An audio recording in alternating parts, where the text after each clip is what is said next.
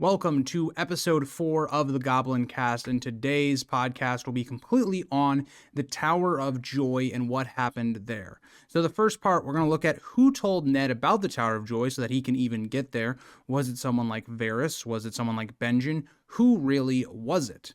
The second part will be following up once we get to the Tower of Joy. Who are Jon Snow's actual parents? We'll go through the theory of Ned and Ashara, and also the normal theory of Rhaegar plus Lyanna equals Jon. We'll go through both and compare and contrast the two. And finally, we'll talk about the secrets that House Dayne may still have about the Tower of Joy and what they might know. So enjoy, strap in for a longer video, and let's get into it. How did Ned find out that Lyanna was at the Tower of Joy, and who may have actually told him this information? Now, I have a list of characters it could possibly be, but I'd love to hear your guys' thoughts as we get into the video. So right away, let's go with a timeline of events, just to refresh people on what happens at the end of Robert's Rebellion, leading Ned to the Tower of Joy. So Ned Stark, after the Battle of the Trident, he is the person now in charge and leading the forces to King's Landing to take it over. Because Robert sustained an injury in his battle with Rhaegar, Ned is now in charge. We know that the Lannisters end up getting to King's Landing before Ned Stark does, and we see everything that happens there. Jaime kills Aerys, Robert ascends the throne, all that kind of stuff. But after this moment, Ned then leads his forces to then relieve the siege at Storm's End, where Stannis has been during the whole war. Ned does that and then takes a small group of men and goes directly to the Tower of Joy. So the real question that we have to answer right off the bat is, well, did Ned know of the Tower of Joy before relieving the siege at Storm's End or after? Because that's a really big factor to all of this. We know that Ned and Robert do not end on good terms, and when Ned comes back, the two kind of reconcile over their love of Lyanna after she dies, and that's kind of what repairs that relationship, but not fully. Some of their issues still prop up, as we see later on in the story. So the real question that we have to answer is, when did Ned get the news of where Lyanna was? I personally think that it happened at court, at King's Landing, because even if you want to suggest, well, Lyanna's at the Tower of Joy, Ned would go straight there.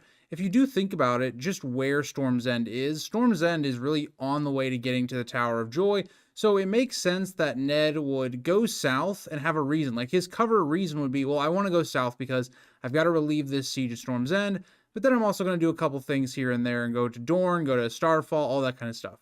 So there is reasons there for Ned to cover up why he's going south. And just on the face value of it, I don't think anybody would have been telling Ned, for instance, that Lyanna is dying or any of these things. I think that any information that I think Ned would have gotten would have just basically been, well, Rhaegar took Lyanna to the Tower of Joy, and that maybe that they were in love and it wasn't a kidnapping. That's what I think possibly could have been sent. So I have 6 main candidates of who I think could have told Ned this information. Now, the first person being Ashara Dayne. Ashara, it would make a lot of sense, just given Ashara would have known about what was happening at the Tower of Joy. Remember, her brother, the person she's closest with, is at the Tower of Joy protecting Lyanna. So it could make sense, especially with Ned and Ashara maybe having a past in terms of maybe like a crush or a relationship. They at least knew of each other. So it would make sense for Ashara to tell Ned. She could have sent this with a bird, or she could have even sent someone to find Ned. If Ned is at court, at King's Landing, somebody that Ashara knew could have told him this information. Maybe Ashara sends a rider while he's there at Storm's End. That's what gets him to go south. Maybe when he's taking Storm's End, somebody gets to Ned and tells him this is what happened. That's very possible. A lot of it makes sense for why Ashara would tell Ned this, because the war is over, and maybe hoping that Ned, because of his love for her, or his feelings towards Ashara that they might have had, Ned would make sure that Arthur didn't die, or try to explain why he was there.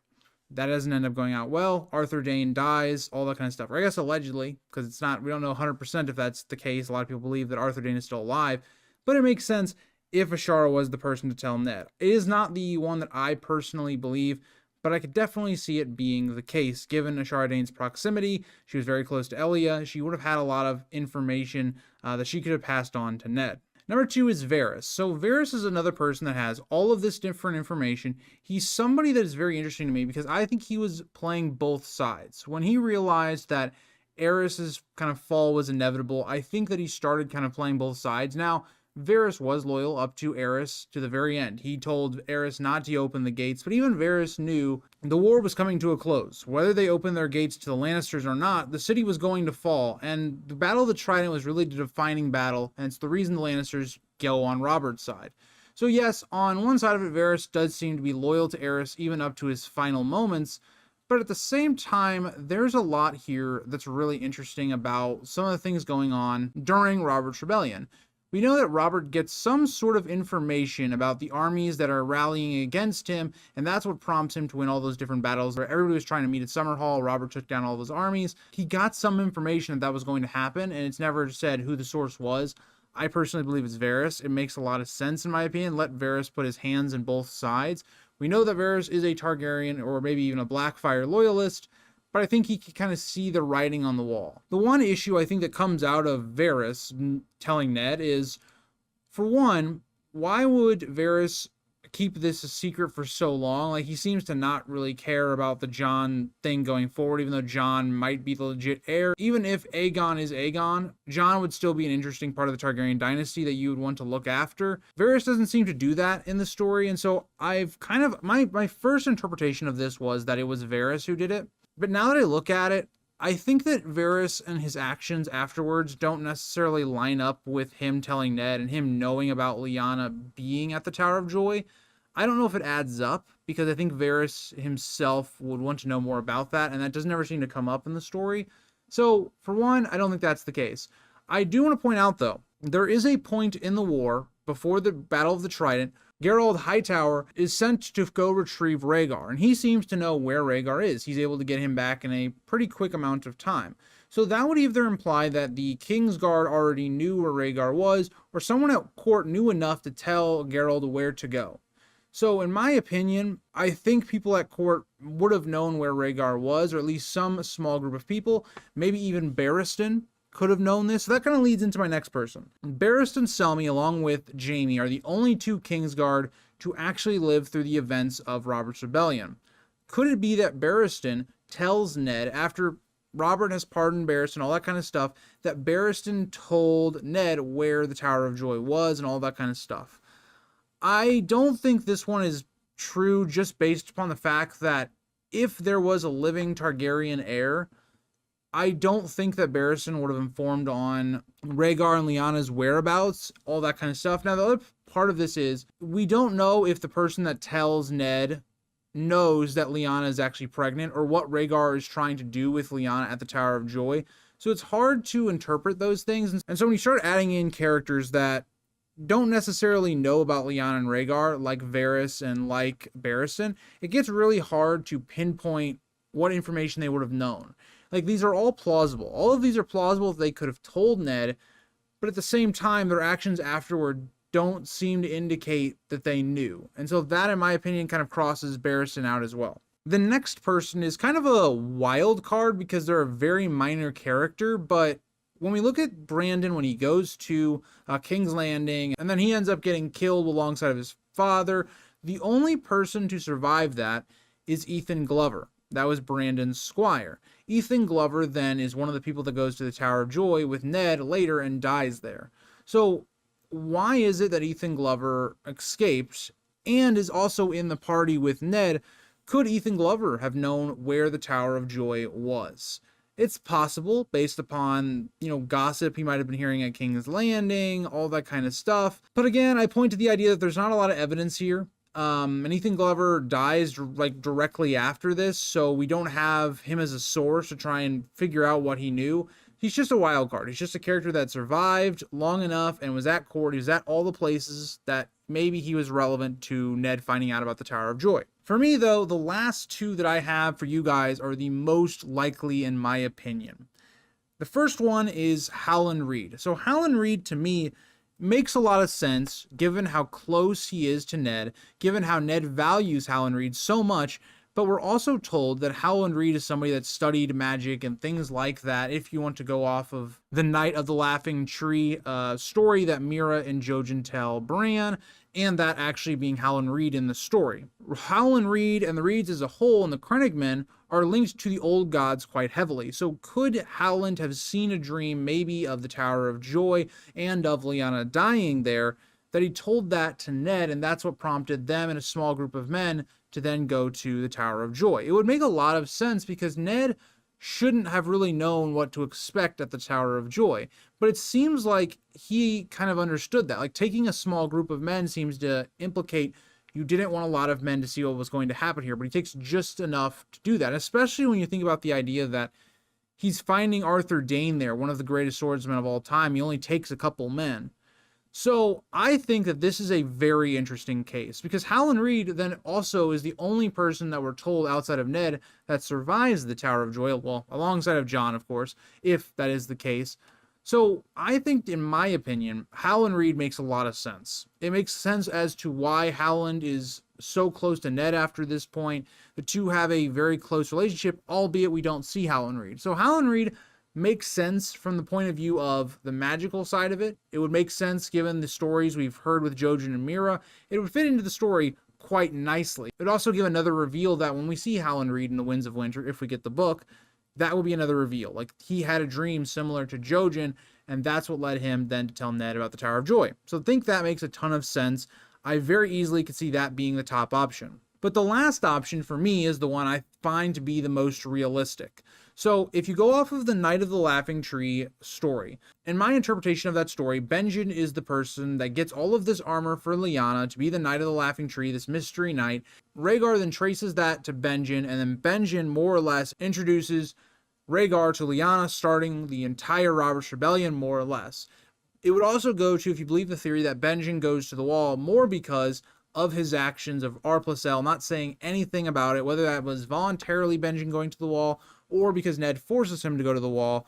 At some point, Benjen finally, his guilt overcame him, and he told Ned what was going on and where Lyanna and Rhaegar was. Now, the biggest issue with this theory is, would Benjen entrust, a letter to Ned? It would have had to have been either a letter or him sending a writer there to tell Ned all of this. But I think, given Benjen where he is as a character, it would make a lot of sense if Benjen was the person that told Ned about the Tower of Joy and told Ned about Rhaegar and Lyanna's relationship and what happened there. It would then make sense that when Ned comes back to Winterfell, even though, again, his only heir is Robb, the Stark family has been decimated by the conflict of the Robert's Rebellion, you would assume Benjen may be needed as well to marry and help strengthen the Stark claim. He's instantly sent to the Wall, or he instantly goes to the Wall. We're not clear on his motivations of going there. It would make a lot of sense if that was Ned who pushed him to go to the Wall because of R+L and all that. It would also make sense as well as to why Benjen tells Maester Luwin that he wants Jon to go to the Wall because of his identity and all of that kind of stuff to try and protect him, because he was very close to Lyanna. So that is what I have for you guys today. Let me know what you guys think. Do you subscribe to one of the people I mentioned in today's video, or do you think it was somebody else that I didn't mention at all? In this theory, we're going to go with R+L versus N+A. Now, I'm going to start the video talking about N+A because I think it's important to talk about the counter arguments to my theory before I get into my own evidence. So I want to start off with, N+A, there are a couple main sources of information that people that believe in this theory will go to. And my first big thing here, before I start dissecting all of the different quotes that they have, I want to straight up point out, all of these sources are very unreliable. Let's look at our major sources. So Catelyn is, for Game of Thrones, the first major source. She has two big quotes that involve Ashara, and the first one revolves around this idea that Catelyn, when she is first coming to Winterfell, she hears, probably through her, her handmaidens, her people that are, her women that serve her, that they probably heard from Ned's men-at-arms that Ashara and Ned had a relationship, and that is who Jon's mother was. So then Catelyn is kind of asking about this idea of, is Ashara Jon's mother and all of that. That's more or less what she's necessarily asking. And she notes that this is the first time she really saw Ned angry, to where it kind of scared her. And people will quote, especially N+A people, that this is because Ned really loved Ashara. He loved her to the point that maybe they got married and he maybe annulled it, or that he had a kid with her, or he had a really deep feelings for her. And something I'm not going to argue in this video is that I think Ned did have feelings for Ashara. That's evident for at Harrenhal when he's trying to dance with her, but he's too nervous. There's a lot of things that do point to the idea that Ned at least had a crush on her, and maybe they had some kind of relationship, but I don't think it's to the degree that people think it is. So there's this idea, right? So Catelyn then asks, of that idea, and Ned responds that Jon is my blood and that's all you need to know. This is important because we're going to look at another piece of evidence on the N+A side that they say, because Ned says in Bran 1, when Jon and Robb, they're racing, they find the wolves, Ned specifically says, what trouble have my sons basically found now, or gotten into now? And people will say, well, he says sons. That's very important. That must mean that Jon is actually the son of Ned. But let's think about this from a public sense. Ned has been propping up this lie, for me it's a lie, that Ned is his son for so long, and Ned has raised Jon like his own. Of course he's going to call him a son, especially publicly. It looks really weird if he doesn't. But then, when we get to a private moment with Catelyn, and again, this is what's very key to remember here. This is very early on in the relationship where Ned is still very new to the lie he's trying to tell. And when will you slip up more in your lies? Publicly, when you know it's important, or privately with, say, Catelyn? And in this moment, when Catelyn asks about Ashara, Ned says specifically that Jon is his blood, not that Jon is his son. It's very different. Usually when people are referring to blood, they're talking about maybe an uncle, maybe a cousin, a sister, maybe a brother. Not really a son. That's a little different. So again, that's something that I will point to where N+A, a lot of the times it contradicts itself. Some of the main arguments tend to contradict themselves because that argument there that they're trying to say that Ned calls him a son, well, in this other moment, privately, and also given more context, very, right when Ned's kind of coming back to Winterfell in those early days, isn't telling the lie good enough. So, or I guess telling the truth, because in that regard, he would be saying that Jon is his son. So again, I think for that first Catelyn quote, you can pretty much just throw it out the window right then and there. I think the only thing you can really take away from that, if you're N+A, is that Ned did probably have some sort of feeling for Ashara. There's a lot of things that are culminating in Ned right now when she asks that question. The first thing would be, one, Ned doesn't want questions being raised about Jon or anything around the idea of who Jon's mother was or anything on that idea because it's a very dangerous topic. If that was to get out, that would be dire for Jon. And that's the thing I'm going to talk about when we get the R+L points, but that's the first major Catelyn quote we get. So the second one is basically Catelyn thinks about who, again, Jon's mother was, and she thinks about Ashara. And again, there's not much kind of here that really wasn't talked about in the first quote, because again, it's Catelyn going off of rumors that she hears. Catelyn is not a primary source in this. She's basically taking in rumors. So again, I don't think that's great evidence as to suggest that Ashara is Jon's mother. So the next one we get is from Cersei. Now, Cersei, this is the thing about a lot of this theory, is that you have to kind of pick and choose what to believe. So Cersei is basically trying to make Ned angry, and she basically goes with saying, oh, did you sleep with a camp follower? Was it a wet nurse? Or was it Ashara or a whore or something like that? So Cersei, even in her own mind, doesn't know who Ned slept with. She's going off of all of the rumors that she's heard. She doesn't specifically just say Ashara. And that's what's interesting.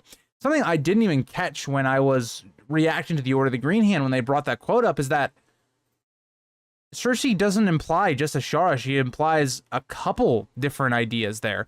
And you have to choose which part of that story you believe when even Cersei herself is not a primary source and isn't even concrete on who she even believes Ned slept with. So again, let's even look at that quote even further. Ned at this point, after that happens, he basically says the whole thing where you should get your children away, you should leave. But he's still very resolute. He's not really, he does seem like a little bit more stern, a little bit maybe more angry, but not a big emotional thing after hearing Ashara's name. But what happens later in that chapter, or even in that chapter as a whole, when Cersei brings up that on their first night with Robert, or her first night with Robert, when they were sleeping with each other, Robert whispered in her ear, Lyanna. And what kind of response does that get from Ned? Ned starts to almost weep. He thinks about weeping in this moment. That's something I'm going to bring up for R+L later on, but you can obviously tell there's much more going on with the idea of Lyanna and how Ned feels about that. So again, that's something that I really just don't put too much credibility into with the Cersei idea. It's just, again, Cersei spouting off rumors that she has heard. And she spouts out multiple rumors, not just Ashara. So the next idea that we hear is in A Storm of Swords. So again, she's not mentioned in A Clash at all. There's not a single reference to Ashara in an entire book. So then we get to A Storm of Swords, and we get this idea that, or Ned Dayne gets this idea that he does believe that Ned and Ashara fell in love at Harrenhal. They'd had this dance and they fell in love. But what's something that's interesting that Order of the Green Hand also kind of left out of their theory that I thought was interesting, that this is something that, again, I didn't really remember, is that Ned Dayne doesn't actually think it was Ashara that was the mother. Ned Dayne believes that it was Wylla, this wet nurse that would have probably been at the Tower of Joy, was who Ned slept with. So, interesting to know that even Ned Dayne doesn't believe that Ashara was the mother of Jon. So again, we have another idea where Ashara is brought up, but again, she's not even the person that Ned Dayne is saying is the mother. So you have to, again, pick and choose what evidence to believe in that story. Again, another secondary source. It's not a primary source of someone that would have been there. Again, more kind of rumors and such. And also, I've made the idea that why would they be telling Ned Dayne this story? Probably to try and save some of Ashara's honor. Again, the rumors are not good. Cersei straight up says what the rumor is, that Ashara was basically Ned's whore, and then he left her. So again, not great. Also, you look at this idea that why was Ned Dayne, that's another evidence that people use, why was Ned Dayne named after Ned? It's a very honorable thing. And I think the idea would be that Arthur Dayne, this is the thing I've always gone with, is that Arthur Dayne is this character that I probably think dishonorably died. And Ned is very honorable in the way that he takes responsibility for this. He takes accountability. He takes the sword back to Starfall. He was someone that I think the Daynes respected quite a lot. And I think it makes sense as to why they would have done that. Also, if he did have some love for Ashara, but he just couldn't do that, and maybe he was something that was trying to console Ashara, because again, Ashara loses a ton in her life, that I think it makes sense why she would want to take her life, and that's a tough subject to handle. But think about what Ashara loses in the war, right? She loses probably her best friend Elia. She loses her brother. She loses a lot of the people she knew during this time period. I think it makes a lot of sense. So that's the one thing. So again, we move on to the last one, which is dance. Now, dance, really the only idea we get here is that Ned and Ashara probably were in love, or they did like each other to some degree, or at least Ned did, because Barristan kind of recounts how Ned danced with her. That's really all we get, though. There isn't anything more, and Order of the Green Hand through 2 parts hasn't even cited that source, so I guess it's not a big one for Ashara, but it's something that I did want to recount. And another thing that's brought up, so when we get the Night of the Laughing Tree story from Mira, it's not said that Ashara and Ned were in love or anything even like that. It's more like it just recounts that they danced and or met. So again, there wasn't really a lot there for me. So again, my big point here with telling you guys all of those sources and all of those is kind of discounting what they actually mean for the story. Also looking at the credibility of those sources that we see and why I tend to not believe them too much. Even if we look at Cersei as a character, she is someone that tends to not be the most credible source. She is someone that, for instance, thinks that like other people are always the problem and not her. She is someone that I don't tend to believe. Catelyn is another character that's motivated a lot by emotion. She's not someone I take as a credible source. Ned Dayne is a young kid basically, and Barristan gets love stuff wrong all of the time. When we look at how Barristan views love, he recounts a lot of things, like, for instance, Shiera Seastar being this person that is in between Bittersteel and Bloodraven, and that's one of the biggest reasons what started the Blackfire Rebellions, which is just not true at all, or is heavily exaggerated. Something that I think is very interesting, because I've been watching a lot of history of Westeros, and they do a fantastic job of exploring that exact idea that I bring up. But again, we see that none of these sources really have any insider knowledge that would make them a very credible source. All of these sources are all they're really telling us is that Ned and Ashara probably maybe had some little relationship, maybe. We just don't know. Now, I think this is the most damning evidence for Ned and Ashara, because Ned and Ashara supporters like to bring up this idea that, well, why is there this line that Ned never thinks of Rhaegar, or hasn't thought of him in years? And I've said many times, that's a plot hole. But if we even want to flip that on its head, Ned, throughout the entire book 1, does not think of Ashara a single time. Not a single time. Even when Jon is being brought up, even when Cersei says Ashara, even in Ned seems like his final moments, he doesn't really think of Ashara. Why is that?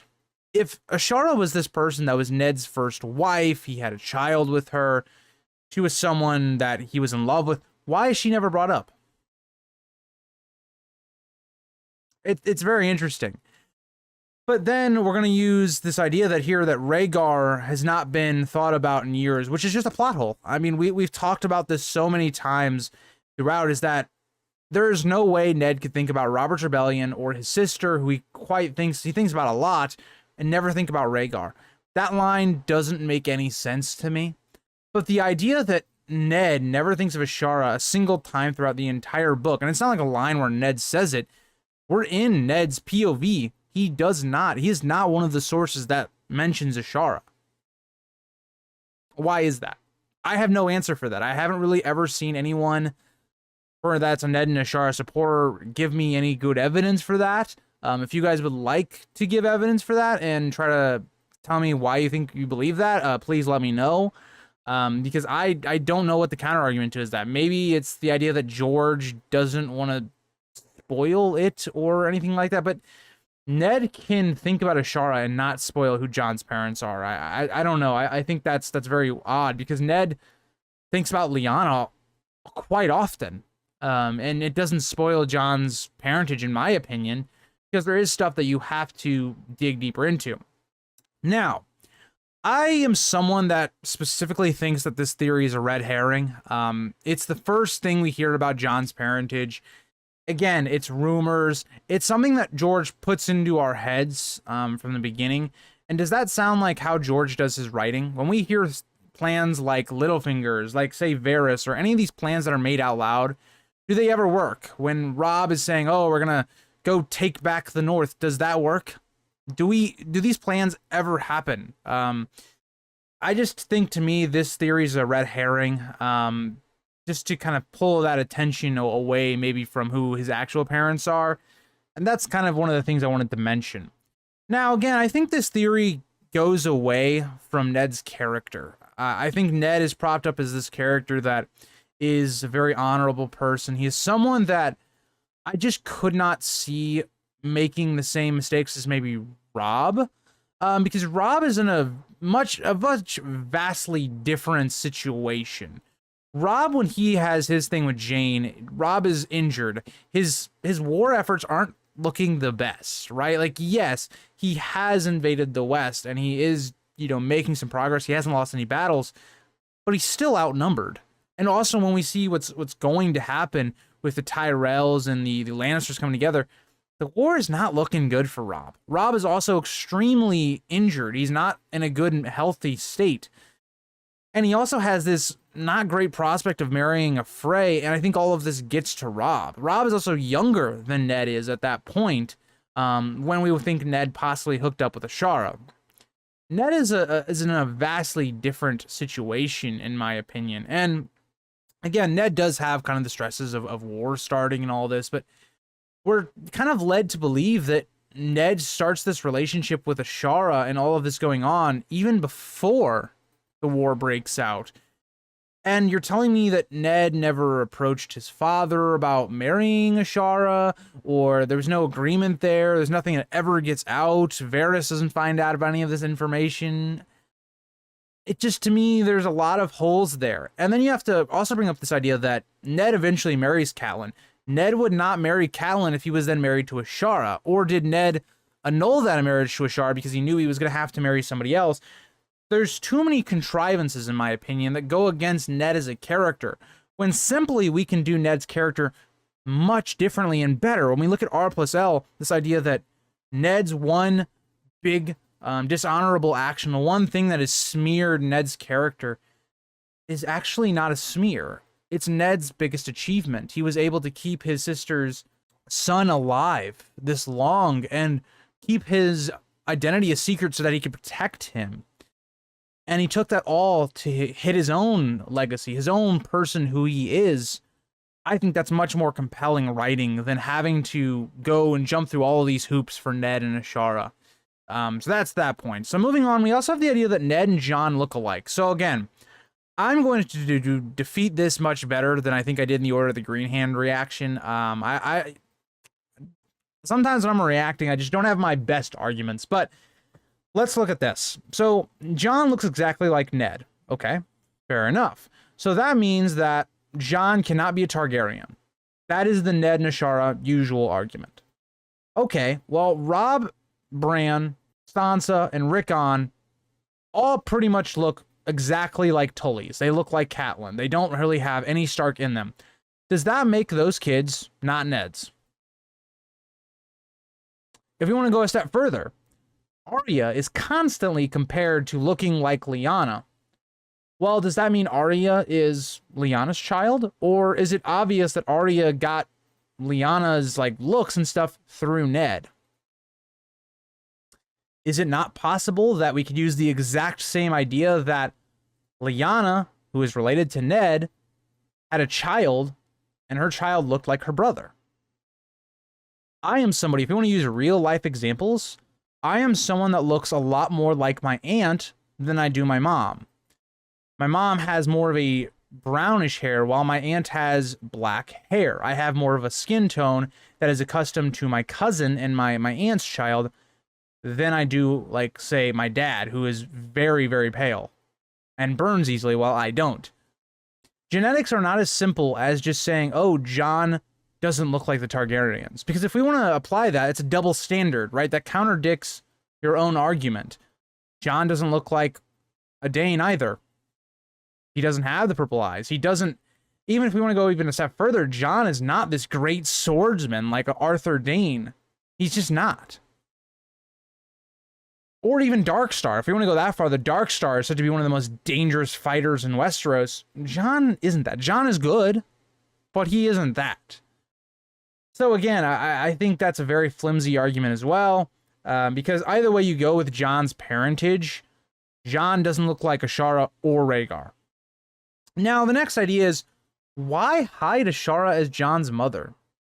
Why? To the point some people have maybe put here is, well, there was a baby swap, or there was something like Jon was swapped for this person or that, and that Rhaegar and Lyanna's child, for instance, could have been Dany, or it could have been young Griff. And again, I think this is very far-fetched, because why would Ned trust, say, a Varys or a Lyria with Lyanna's child, instead of just taking the child to Greywater Keep?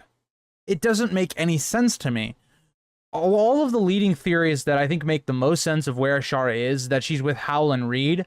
So why wouldn't you apply the same logic here? If that was the truth, why wouldn't they actually hide her? For instance, Dany is a character that's not hidden at all.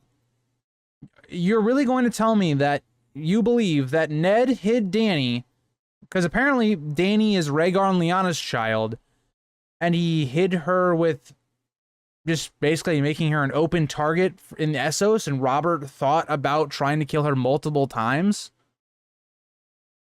Doesn't seem likely. Now, we know that in this theory, people also believe that she was at first hidden in Dorne. I don't agree. I think young Griff is another character where I just don't agree with the idea that Ned is willing to trust a character like Illyrio or Varys over someone like Howland Reed, who quite possibly could be hiding Ashara as well. Right? Like, it doesn't add up to me. And I'm going to give you guys evidence as well on why it makes more sense that Rhaegar and Lyanna's child is Jon. There's a very specific Dany prophecy to me that really confirms it, but we're not going to talk about that as of yet. Now, my next problem is, why is Ashara a minor character? Ashara is a character that, again, I was able to tell you guys every reference of Ashara within the first 10 minutes of this video. If I went through every single time that, say, Lyanna is brought up or Rhaegar is brought up, this video would be 2 hours long. So why am I supposed to believe that George has made Ashara Jon's mother when Ashara is a character that I'd say a casual viewer, again, we are not, if you're watching this video, you're not casual, you're in-depth looking up Song of Ice and Fire content on YouTube, which makes you more than a casual viewer, do not care about Ashara Dayne. The Daynes in and of themselves, as of right now, maybe they're not, I wouldn't say they're a minor house, but when it comes to like popularity, as in people knowing them, they're not a popular house. They don't add a lot to the story, in my opinion, as of right now. I just don't think this is a makes sense idea. Why is then, if Ashara is such a massive character, is she not even in Game of Thrones, the show? And I guess that's going to get into another point we're going to get onto. It's coming. I know you guys are waiting for the massive point in my R plus L points, but George helped write the first season. Ashara is nowhere to be found. She's nowhere to be found. There's not a mention of Ashara, not in a shot in the dark, nothing. Ashara is not a character that is, like, on that level to be this big reveal of Jon's parentage. I'm sorry. That's how I look at it. So then we get this another idea that Order of the Green Hand did mention, and it's something I see a lot, is that I don't know if this is George's wife or his girlfriend. I've heard both, but either way, she mentioned that R plus L is too simple, so that, you know, maybe isn't it or whatever. But again, Ashara Dayne and Ned is the one we're told in the story. Is that not even more simple? Some people have said, well, it's not George's way of going about making this hero character in Jon, being a Targaryen and a Stark. But then I'm also supposed to just not even look at the fact that everyone that believes, usually, that Ned and Ashara are Jon's parents, is now that Jon is this hero character who's going to wield Dawn, and he's Azor Ahai. Is that not the same thing, if not even more, into that hero trope for Jon? I don't know. I find that a very inconsistent quote with what the alternative is. And that kind of wraps up most of my N plus A argument here. Those are some of the main counter-argument points I've heard of. Some of the other ones that I would throw in here would be the comparison of, say, Jon's personality to Ned, which to me is a very weird evidence to cite. Just looking at the idea that Ned was basically Jon's only parent, and that was who was teaching him and helping him grow up. We're going to read a quote later on about how Ned wanted Jon and Robb to grow up. Again, that doesn't really make a lot of sense to me evidence-wise. If we look at another piece of evidence, N plus A supporters will cite is the idea that Ghost is this character, or there's not this character, is this wolf that is very separate from the other children and their wolves. And I would say simply that, yeah, that's evidence for, I mean, any theory, really, that you want to see on Jon's parentage, because Ghost is inherently different. Jon is different. Regardless if Jon is actually a half-brother to them or not, I think it makes more sense that Jon is something completely different. He's still a Stark, but he's not of Ned. So it makes more sense that this other wolf will be off to the side. Also, just a little wink to some of the Targaryens, we see that Ghost has red eyes and is very white. Something very similar to, say, Bloodraven. And I think Bloodraven was heavily involved in the reason that Jon could find Ghost in the first place. And red eyes tends to be kind of, or red, the color, I should say, is more of a Targaryen color as well. So that would be my counter argument to that as well. So moving on to more of my R plus L equals J points, we're going to be citing some evidence here. We're going to be using outside sources. So let's look at the first one. Now, I have had people argue this in the comments that people said that George could have just basically allowed D&D to do it regardless of what they said, or D&D changed it later on. But this is my biggest counter argument to how that's going to go. George R. R. Martin at the end of season 8, again, this is after George R. R. Martin wasn't happy with the direction of Game of Thrones. He had some gripes with them. He still congratulates them on the end of the show, and he specifically says a quote that I'm going to bring up on screen right now. Again, so this quote and or passage from the Nada blog was uploaded on May 20th, 2019. That is the day after the broadcasting of the final episode, The Iron Throne of A Game of Thrones. And this is the bigger quote. The last night, the last show. After 8 epic seasons, HBO's Game of Thrones series has come to an end. It's hard to believe it's over, if truth be told. The years have gone past in the blink of an eye.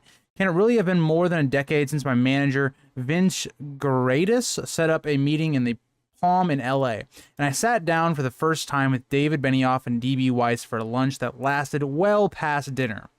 I asked them if they knew who Jon Snow's mother was. Fortunately, they did.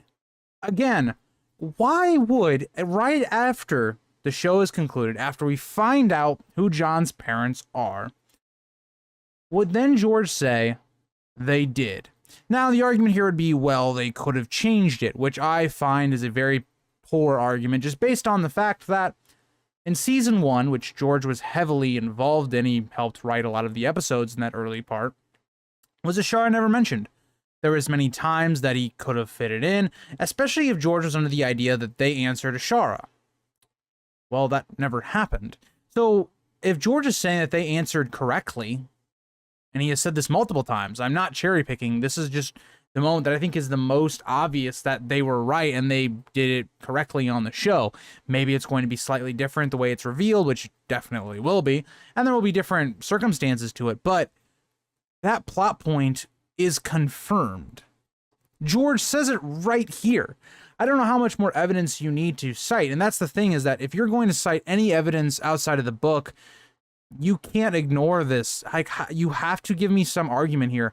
And people will always argue that maybe they just changed it, which doesn't really make any sense to me. Why would they tell George one thing, then write a completely different thing, in which George was also helping them write it? Especially early on. Now, not later later on, but at the very beginning, he was helping them get this show kickstarted. I just don't know how you refute that evidence. So that is kind of some of the evidence I wanted to cite here as well. So let's go back to my points. That, I think, is a jarring one, and I wanted to start out with that. So again, I've talked about this already with the M plus A thing, but it's something that's relevant to mention in the R plus L section as well. Ned calls Jon his blood in private to Catelyn, but his son in public. Very different. Also, we see the 2 different time points. Ned has basically thought of Jon as a son for a while now, right? Jon is kind of growing up at this point. And when we see Ned call Jon his blood, it's when Ned and Catelyn are still very early on in their relationship, where Ned has not really processed Jon as a son for a while. Or Ned has not processed Jon being his son yet. Now, let's also look at the idea of Lyanna promising Ned to do something. And only when Ned gave her his word would she basically stop? What would Ned have to promise Lyanna? What was so important? And I think everyone, even if you're an N+A, agrees that there was some birthing here that went on.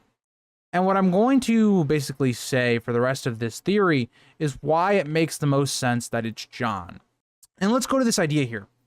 Blue winter roses are associated with Lyanna's death.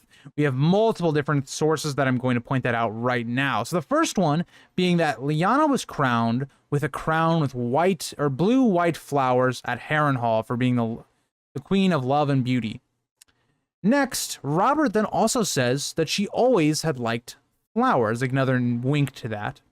Theon also has a prophetic dream that Lyanna is wearing a crown of blue-white roses while her gown is stained with gore and blood. Again, a nod at that idea of her death and what Lyanna liked, and the crown being the one she got at Harrenhal. During a fever dream about the combat at the Tower of Joy, Ned also dreams of a storm of rose petals blowing across a blood-streaked sky, as blue as the eye of death, while hearing Lyanna call out to him. Again, the idea of Lyanna being these rose petals or these flowers, and also dying in this and having that blood. And again, as she is dying, rose petals spill from Lyanna's hand, dead and black, connecting the idea of flowers and Lyanna. And again, something I also want to note while we're going through this section, when Ned is dreaming about Lyanna in the Tower of Joy, Ashara is not mentioned a single time in any of this. So again, that's something else that's very important when we're looking at this baby that is so pivotal to everything. While in captivity, Ned dreams of Lyanna's statue in the crypts of Winterfell, where she is wearing a garland of pale blue roses while weeping blood. Again, the idea that Lyanna was dying of childbirth, but she also was this blue roses. She was these flowers. And that all brings us to the most important quote that ties all of this together very nicely, in my opinion. At the House of the Undying, Daenerys sees a vision of a blue flower growing in a wall of ice. And this, in my opinion, would symbolize Jon Snow, who is the child of Lyanna, and he is growing in basically his role as a Night's Watchman and as a man. Again, more evidence citing that Jon is this character that is Lyanna's son. We also see another vision with Bran. Bran sees a vision of his father, much younger than he had ever known him, praying in front of the weirwood tree in Winterfell's Godswood, saying, "Let them grow up close as brothers, with only love between them, and let my lady wife find it in her heart to forgive." Ned, I would assume, would be talking about this probably very soon after Robert's Rebellion. But why would he say, let them grow up close as brothers, citing that they're not brothers? Even if, you would look at Jon saying he's a half-brother, Jon would still be looped into that, but he is not a brother. That's why he's saying close as brothers. Not that this Jon is not Ned's son. Very interesting. And also the idea of Catelyn's forgiveness. What would that mean? Well, Ned's going to be lying to her. He can't really tell her the truth because, one, Catelyn's kind of a blabbermouth. Catelyn, would she be able to keep this secret? Who knows? Now, let's also look at the events of Book 1 when it comes to Robert coming to Winterfell. Jon is purposely hid from Robert. Now, this is prompted by Catelyn, thinking that Jon shouldn't be at the table. He's a bastard. He shouldn't be with the royal family. But Ned allows this. And we know that Ned treats Jon really well and doesn't want him to be isolated, but he allows it in this moment. And why is that? Because if Robert found out that Jon was a Targaryen, what would he do? We think multiple times where Ned is so angry, it's the thing that divides them constantly. Let's think about the first time Ned and Robert have a massive fallout, is when Robert is okay with the killing of Rhaegar's children. Interesting. And then we see their next fallout is the idea of Robert trying to kill Dany, who is pregnant. Well, there's a lot of symbolism there. Lyanna was pregnant and died. And also, she has an innocent child that Robert wants to kill. Jon. Could that be Jon? Looking at it from Lyanna, why Ned needed to hide Jon. And that's one of those things where you look at Robert, and one of the things that Jon was not able to quench was Robert and his hatred for the Targaryens. All of this builds up to this fact that Ned knows what Robert would do. I think all of the pieces fit perfectly as to why Jon is being hidden, why Jon is this character that so much emphasis is put on by George. And we have all the necessary foreshadowing through visions that we've needed. When, claims are made by order of the Green Hand that there's no evidence to cite this, I gave you an entire list of things out of the book, and there's even more that I left out. One of my main sources for this video, especially for the R+L evidence, is I used the World of Ice and Fire wiki that I think pretty much everyone uses. And I went through, there's a giant list of evidence you can cite for Rhaegar and Lyanna. I probably didn't even use 40 to 30% of the quotes and evidence I could have used, but I thought this was enough to really prove my point. I don't need to constantly go through every single quote on the idea of this flower of Lyanna and why that is so important for Daenerys' vision that she gets at the House of the Undying. There's other things referring to Robert and why it makes so much sense that Jon is a Targaryen. There's so many things that go into this, and when people use this argument that, oh, there's more book evidence for Jon being a Dayne, that's just not true. I went through in this video and went through every single Ashara Dayne quote that would maybe imply that Jon is her son, and it doesn't seem to add up. There isn't enough there. It seems very much a red herring. That's something that, like, George kind of maybe reminds us every once in a while. Let's not forget, Ashara isn't in 2 of the 5 books. Lyanna is in every book. Rhaegar is listed in every book. Their significance is much higher. And let's not even forget the main theme of the title of the story, A Song of Ice and Fire. How poetic is that if Jon is a Stark of ice and he has the Targaryen fire? And sometimes the most obvious theory is not bad. It's because it fits perfectly. It's because everything makes so much sense that should be the theory.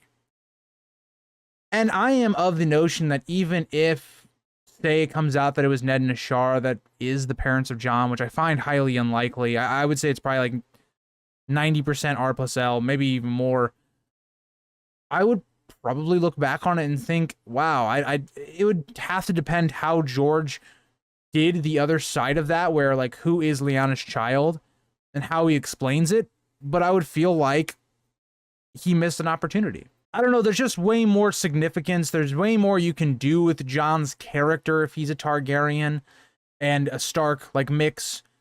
Think about the idea of, oh, Jon gets revealed as being Ashara and Ned's son.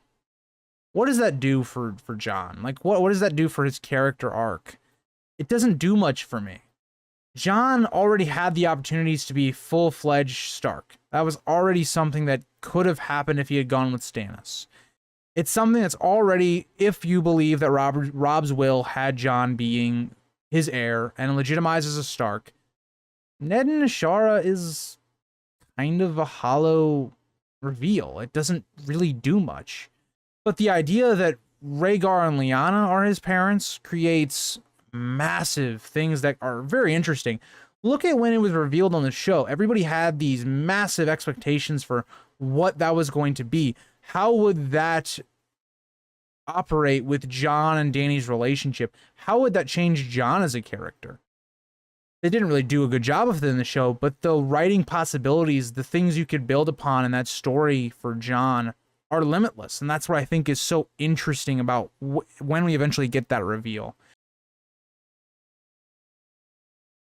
What does House Dayne know about the Tower of Joy and the conclusion of Robert's rebellion? There's a lot of speculation that goes on about the Tower of Joy, and House Dayne specifically should know a lot about what happened there. You think about Arthur Dayne being the closest friend of Rhaegar, the person really in charge, I would say, of the Tower of Joy, while Rhaegar went to the Trident and did all the stuff that ended up happening there. We then know that Ned would go straight to Starfall after the Tower of Joy.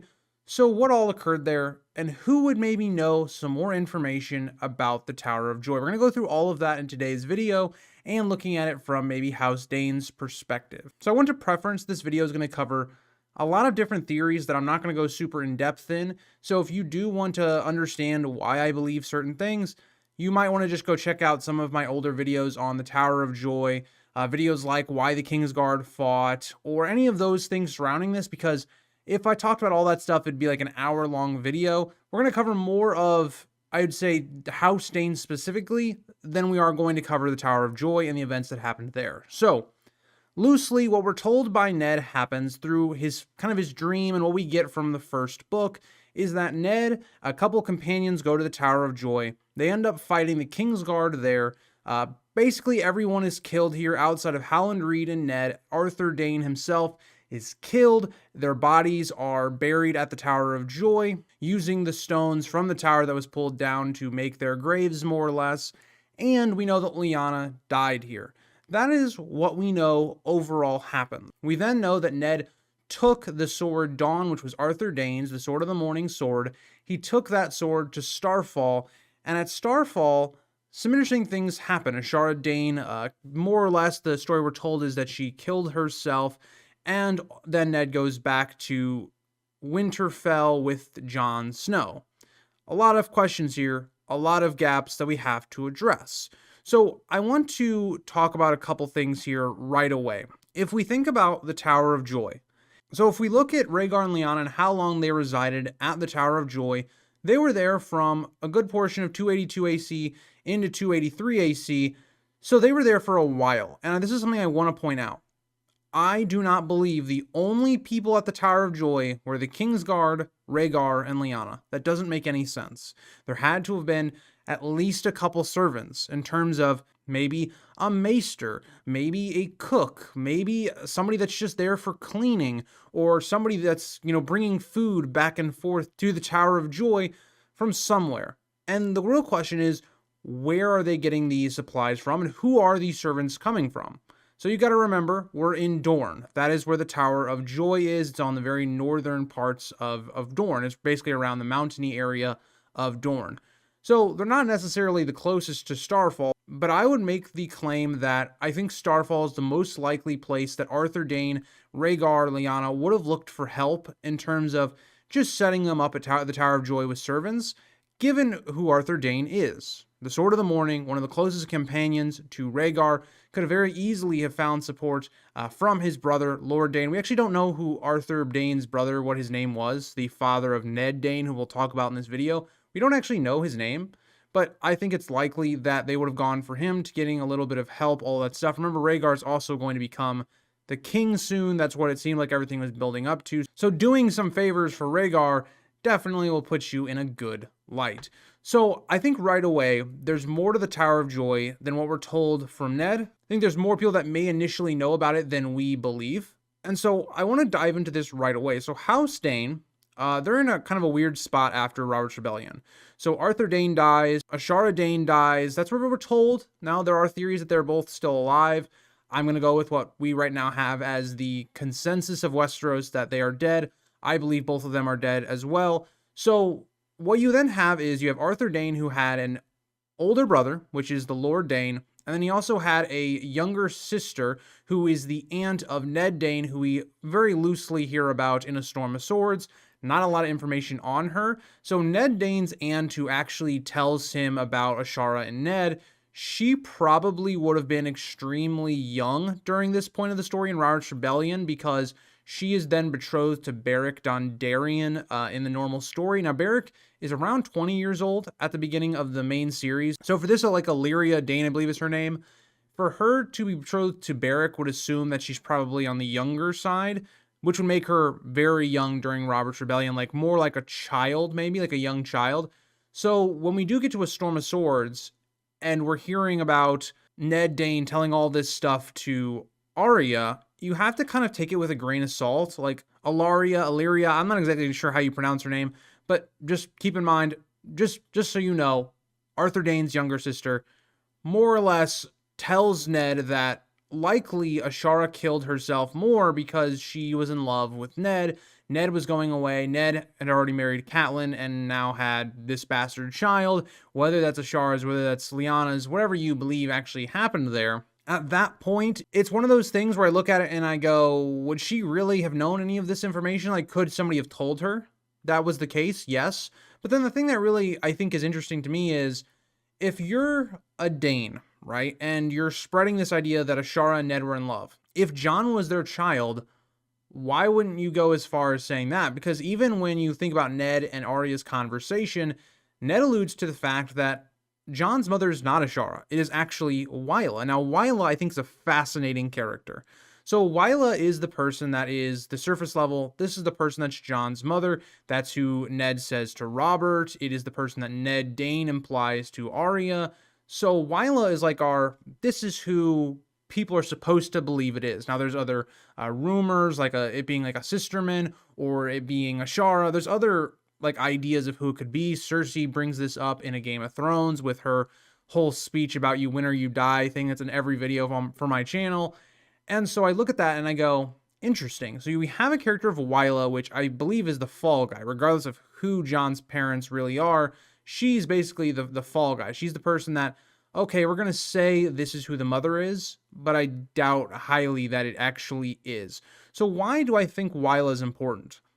If we're looking at the idea that what Wylla was she was somebody that helped breastfeed children. She did this for Ned Dayne and also Jon Snow. This is how it gets brought up. What would make a lot of sense for me would be if Wylla was actually at the Tower of Joy and was somebody brought in by Rhaegar and Arthur so that when Lyanna had her child in Jon, you already have somebody there to then, breastfeed if Lyanna was not able to do so. That makes a lot of sense to me. And it also makes sense why Wylla is instantly made as the fall guy for being Jon's mother, because if Wylla was already there, you already have, okay, Ned's thinking, okay, he finds Lyanna, she's dying, she has this child. Ned has to come up with some sort of lie that makes it to where it's not Lyanna and Rhaegar's to protect him. So Wylla, being maybe probably one of the only, females actually at the Tower of Joy, it's a bit more plausible to go with, okay, the mother is Wylla. And also, Wylla would not be somebody that would bring up a huge, big controversy. It would just be some, common woman. It wouldn't be some lady like Ashara Dayne that he dishonored, or it wouldn't be whoever, right? It wouldn't cause a massive controversy. Think about the way Robert just like kind of casually brings it up. It's not a big deal. So I think that could be huge, because if that is the case, if Wylla is kind of all wrapped up in this whole controversy and she's directly involved in it, if she is still alive, which given all we know, it seems like she is, Ned Dayne brings her up and doesn't like talk about it like she's dead or anything, like Wylla could still be alive and hold some sort of information about the Tower of Joy.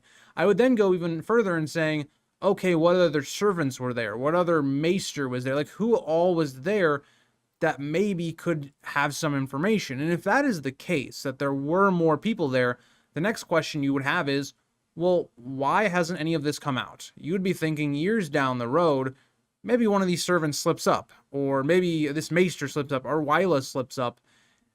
But I think why it stayed so much of a secret is you got to think about it from this way. What I would be telling these people if I was Ned is, Arthur Dayne, one of the most beloved people, especially at Starfall, and especially by servants, he's viewed as a hero.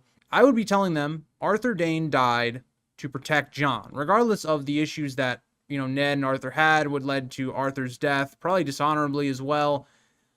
I think that likely that could have been enough, that you are protecting the heir to the Iron Throne. This is everything that Rhaegar died for, Lyanna died for, Arthur died for, all that kind of stuff.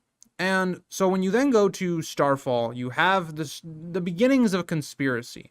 Because I also believe that the Lord Dayne at the time would have known what his brother was up to, all that kind of stuff. I think he would have been involved in this. Now, not his younger sister, because his younger sister's way too young to be involved in stuff like this.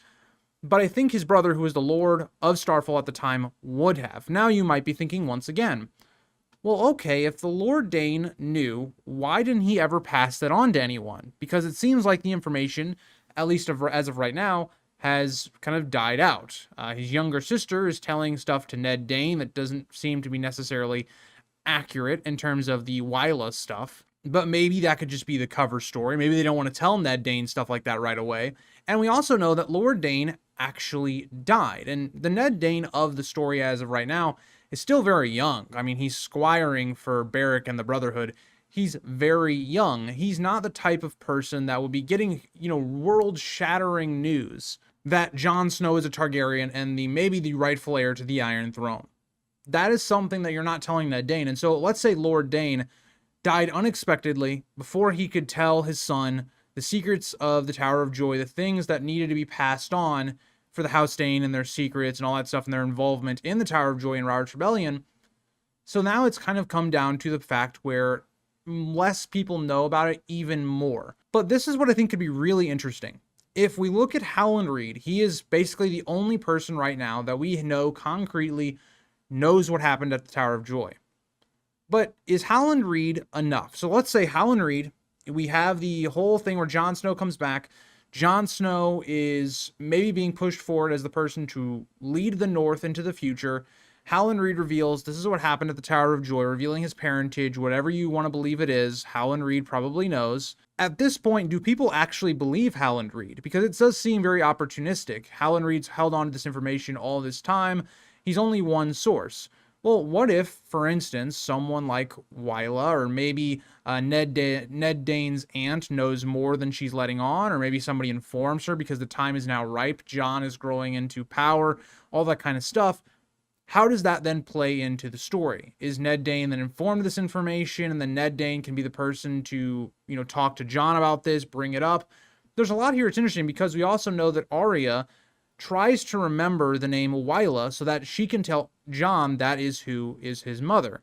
That could really be interesting if Wyla sneaks back up into the story, which she definitely could. The issue comes down to you have Jon on one side of the country and Wyla and the Daynes on the other side of the country. And you also have got to remember almost all of the POVs that could be next to Starfall and House Dayne are slowly getting further away. So for instance, Arianne, well, she's not in Dorne anymore. Areo Hoda, I think, is going to die early on in A Winds of Winter. So who do you have to then look at Starfall? Now, there is a character that is very much a wild card in all of this in Darkstar. Could he be somebody that could maybe use this information? If he was to find out about things that happened at the Tower of Joy and basing all of that on lies that have been told, could he maybe start a faction that says, hey, we need to back Jon Snow instead of young Griff, and turning maybe some of the Dornish against Doran and all that? It's possible. And there's so much speculation that goes into this that I think is so interesting. That then kind of gets us to our last little point is, even when we look at that A Storm of Swords chapter with Ned Dayne and Arya is very deeply upset by that because she doesn't want to think that Ned is the reason Ashara Dayne killed herself. And Harwin, one of the Winterfell soldiers, more or less, somebody that Arya knew, he says that even he had heard the rumor of Ashara Dayne and Ned at Winterfell, but he never necessarily believed it in terms of them being in love and that Ashara killed herself because of Ned leaving for a number of reasons. And he doesn't even dispute, yeah, maybe they did sleep together. Maybe they did have Jon. But at the same time, Ashara had every reason to want to end her life, just based upon what happened by the end of Robert's Rebellion. Everybody that she was the closest to dies. She was very close to Elia. She was a handmaiden, a lady in waiting for Elia. Elia is brutally killed alongside her children. Rhaegar, somebody she would have spent a lot of time with, given her family and also Elia's connections to Rhaegar Targaryen. You then have her brother, who she was also very close to, dying. Everybody around her is passing. Everything in her life is collapsing. And even if she did have some love for Ned also is now a married man and can never be with Ashara. It just adds to this tragedy of this character. Now, I think I lean more towards, that idea that she killed herself more out of grief. I think that there could have been something, an attraction, maybe a little bit more between Ned and Ashara. I don't think that then means that Ashara had Ned's kid. I just don't think that that's the case, given the fact of, let's just even go back to the idea of Ned Dayne telling Arya who Jon's mother is. if you are Ned Dayne, or if you are his aunt, and you're telling him who Jon's mother is, why wouldn't you just come out and say, oh yeah, this is Ashara? It's like, what? Like, why would you say it's Wyla's then? There's no reason to like cover that up, especially with Ned Dayne, somebody kind of in the family. So that's why I kind of look at this and I go, I think that there are parts of this that definitely are true. Like, I think that, one, the rumor of Ashara and Ned being a thing was common knowledge. Like, Catelyn knew it, Cersei knew it. It wasn't something that was hidden. So even if, say, for instance, Ned's aunt didn't have any like clear knowledge of what happened during that point because she was a kid, she also would have been hearing these rumors, especially at Starfall, where all of this originated. That could have easily then passed on to her telling Ned Dayne that that's actually what happened, when maybe that didn't necessarily happen whatsoever. She wasn't there when Ashara and Ned met, all that kind of stuff. So there's a lot here with this. I think House Dayne, I don't know how significant they're going to be in the rest of the story, because they've never really been a significant house in A Song of Ice and Fire. Now, in terms of the histories, the Duncan Egg novellas, House Dayne has been a lot more relevant, but not in the main story. They're very similar to like House Velaryon. House Velaryon, a very prevalent house in the histories of Westeros and the history of the Targaryen reign. But in terms of their importance in the main story, they have still yet to find their place. And a lot of that just comes down to very minor characters. We don't spend a lot of time with them. We've not been to Starfall and A Song of Ice and Fire. Dorne has just been introduced. Like, for the first time we've been there, in A Feast for Crows. We'll just have to see what George is cooking up with them. And I think that'll be interesting to see. I think there's three main characters to watch with House Dayne. Wyla, if she's still alive and she's still in Starfall. Darkstar, based upon what chaos he might, do in Dorne and information he might come to. And again, he also knows of the Arianne cover-up, all that plot line. Maybe he finds out some more information. And then you also then have Ned Dayne. Those are your three big Dayne characters to look at right now that we know confirmed are alive. And we'll just have to see what they can do. I don't know. I think House Dayne is a huge, big mystery. And let me know, guys, what you think about House Dayne, and I'll see you guys all in the next one. Bye, guys.